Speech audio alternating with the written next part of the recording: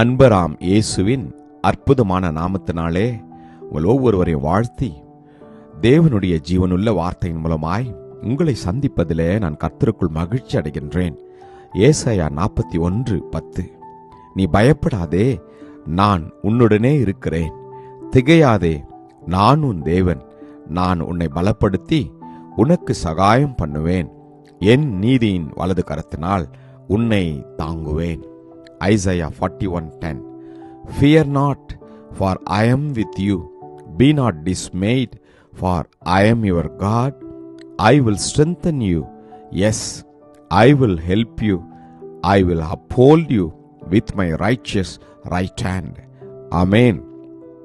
கர்த்தருடைய நாமம் மகிமைப்படுவதாக.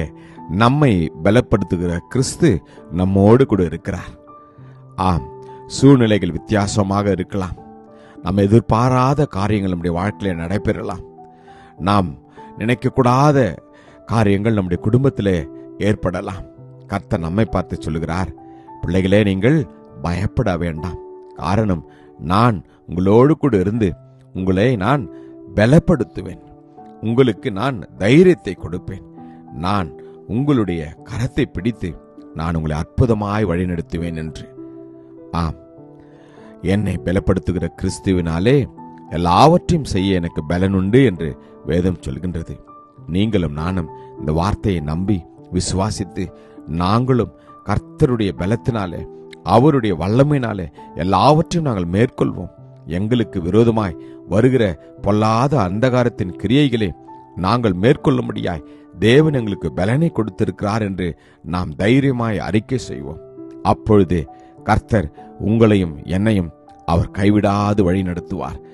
ஆம், வாழ்க்கையிலே ஏற்படுகிற எல்லா தோல்விகளினாலும் இழப்புகளினாலும் அநேக விதமான சஞ்சலமான காரியங்களினாலும் நீங்களும் நானும் விசுவாசத்தை விட்டு வழிவி போகாதபடி கர்த்தர் என்னோடு கூட இருக்கிறார்.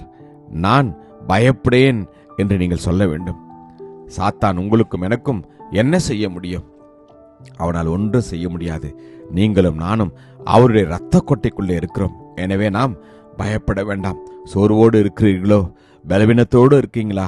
கர்த்தர் நம்மை பார்த்து சொல்கிறார், சோர்ந்து போகிறவனுக்கு அவர் பலன் கொடுத்து சத்துவம் இல்லாதவனுக்கு அவர் சத்துவத்தை பெருக பண்ணுகிறாராம்.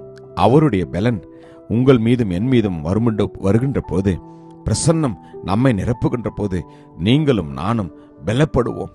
எப்படி ஒரு சின்ன தாவீது கோலியாத்தை எப்படி வீழ்த்தினாரோ அதே போல நீங்களும் நானும் கிறிஸ்து இயேசுனுடைய பிரசன்னத்தினாலே, பரிசுத்த ஆவியானவருடைய வல்லமையினாலே நீங்களும் நானும் இந்த உலகத்தை மேற்கொள்வோம்.